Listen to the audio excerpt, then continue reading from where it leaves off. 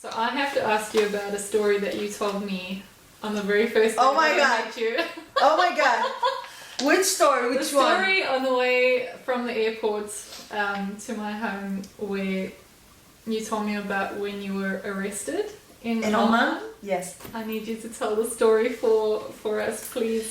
Well, It was there is the long good. version and the short version. So Okay. I'll go for the short version. Alright. But I was in Oman with an Egyptian troupe. We were dancing for Sultan Qaboos, which is still, I think, the ruler of Oman. I think it should be or him or his son. I don't know if he has sons. But anyway, this was like around 10 years ago. By the time I arrived to Egypt, it was forbidden to dance. So I did a lot of work in other countries, including Oman, and I was with this Egyptian troupe there to do a festival called Muscat Festival, sponsored by the Sultan. So, you know, we were rehearsing for months, and then we had to present these different kind of shows for Sultan Qaboos and his committee, you know, his family and assistants and, you know, his dancers. So he has his own troupe. It's very beautiful because there are like the Omani folkloric troops, men and women, and I was in contact with the troupe of Sultan Qaboos as well, and the women, they covered me in gifts. I have a lot of gold bracelets. They give me makeup, the Omani traditional dress.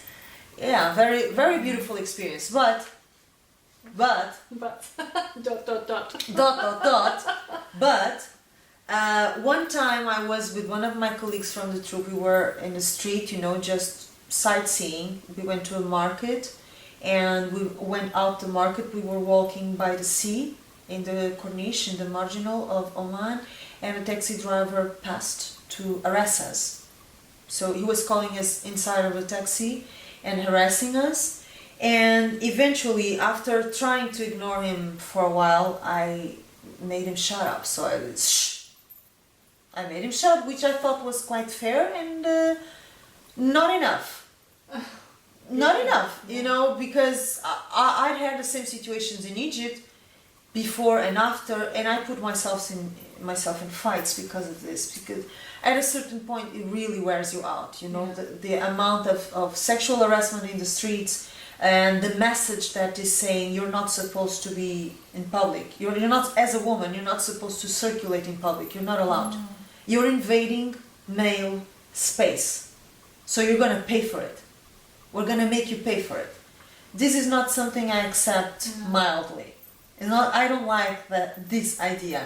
So he was lucky to get a shutdown, you know. It's just...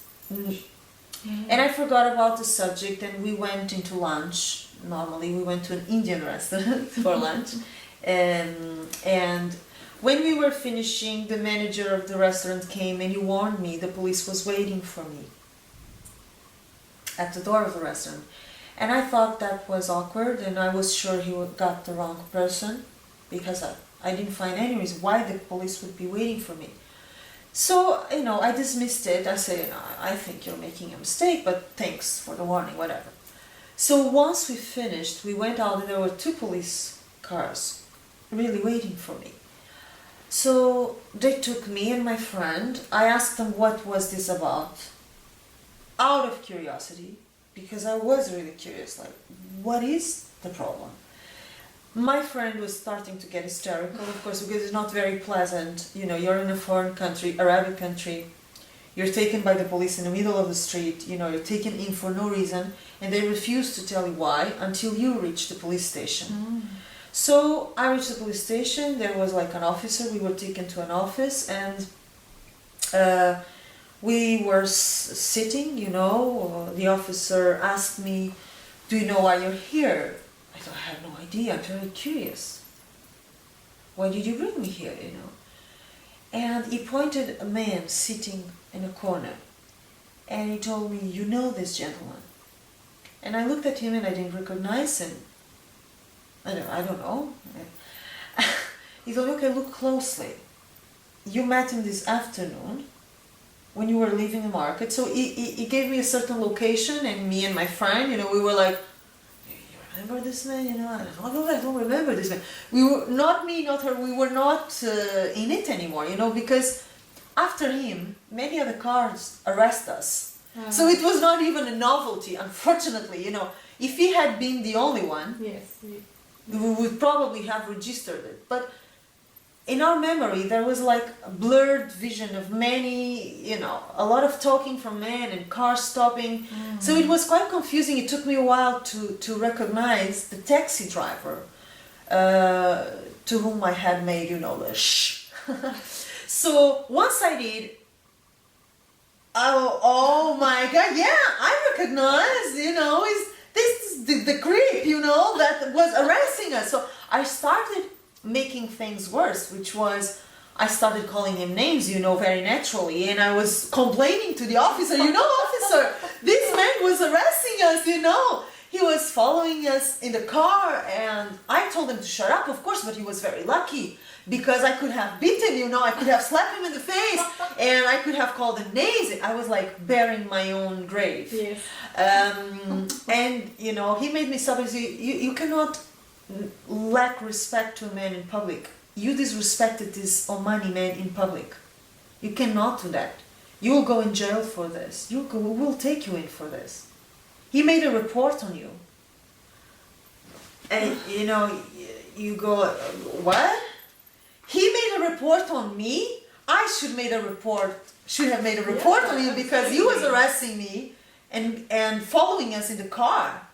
He said, no, look, you are in the street. It's your problem. So, you know, this is when your Western brain starts to melt. There is a moment when your Western brain, something inside goes like, and everything starts to go. So this was the moment I burst out laughing, which made everything worse, of course, because the taxi driver was fuming, you know, he says, and the officer was totally pissed off at me because I was laughing.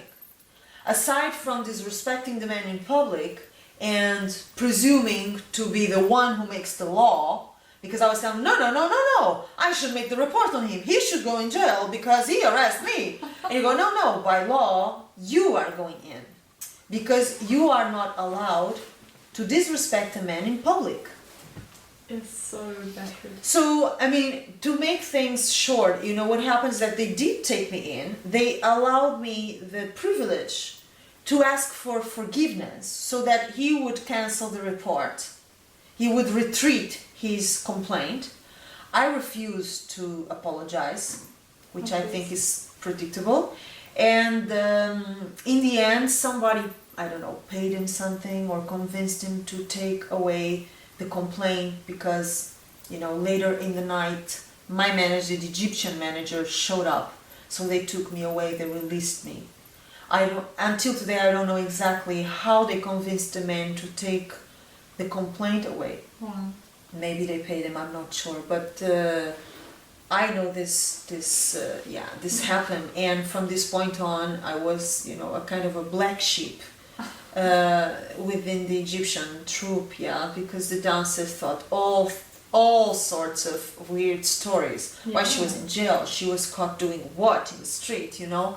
I could have told them 1,000 times that I was just shopping and seeing the sea, you know, sightseeing, but I could not convince them. There was always a more interesting, spicier version of the story, why Joana was in jail, you know.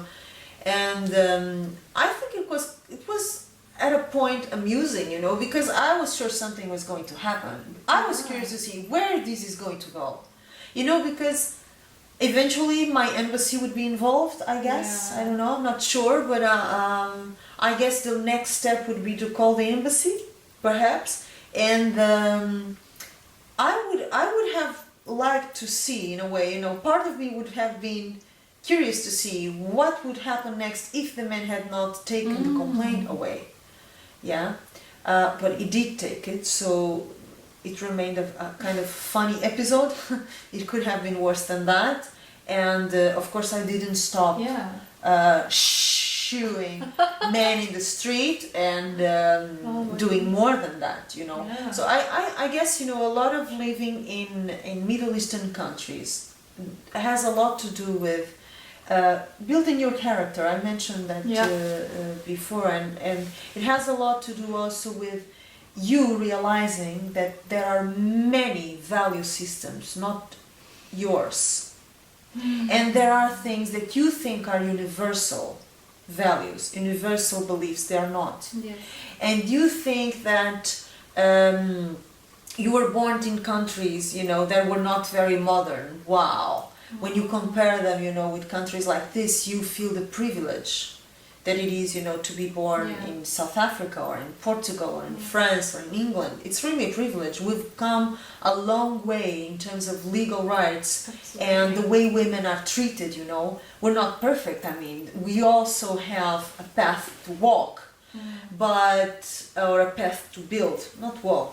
The path has to be built, but in comparison with Middle Eastern countries, we're way advanced and we're so lucky. Yes. You know, because the way women are perceived and treated legally, not only socially. It's not only about people's opinions. I can deal with people's opinions, I don't care. But you're dealing with laws. Absolutely. That limit your freedom, literally. Yeah. So that's serious. Well, aside from the story being so incredibly funny when you told me, it was just so unbelievable that this could even happen. So it's an important one to share. Yeah, but you know, in Egypt, years after this, and this is something that I comment on my book, the one that is published, The Secrets of Egypt. I had a case of an ex-boyfriend trying to kill me, and I made a report on the police. I went with a lawyer to the court, to the police, to make a full report on this murder attempt. And not only they laughed on my face, they arrested me in the police station. I was with my lawyer, a man. I was sexually arrested in the police station. I got to the officer who received the report. He asked me, what did you do for him to want to kill you? Oh my goodness. And what's your job? Because I read in your report, you're a dancer. So there's something there. What happened there? And I had to tell him, hello, salamu alaikum, good morning, I'm the victim. I'm not the criminal here. You're turning me into a criminal because I'm a woman and because I'm a dancer? And the thing is, after the report on court, after the report in the police station, which was notified by the officer, so they knew about it. I didn't send it by mail. It was there, delivered by a lawyer. The person who tried to kill me never even heard from the police. They had his contact, his address, his passport number, everything. His phone number. They didn't even give him a call. They just laughed at me and left it at that. So when you understand this and you feel it in your skin, you really appreciate the place where you're coming from, and you appreciate the fight of women and men also who have been, you know, struggling so that women are treated like human beings and have the same rights as men. Something that in Egypt or Oman or Lebanon or you know, the places where I was living and working, women don't enjoy. They don't have. And that makes you appreciate what you have more too, you know. It doesn't only challenge you, which it does, and shows you that really there are many ways of living, and many legal systems, many value systems, but also that you're so privileged to have been born in a country where women are protected somehow, you know, at some extent. Yeah. Thank you for sharing that story. You are welcome.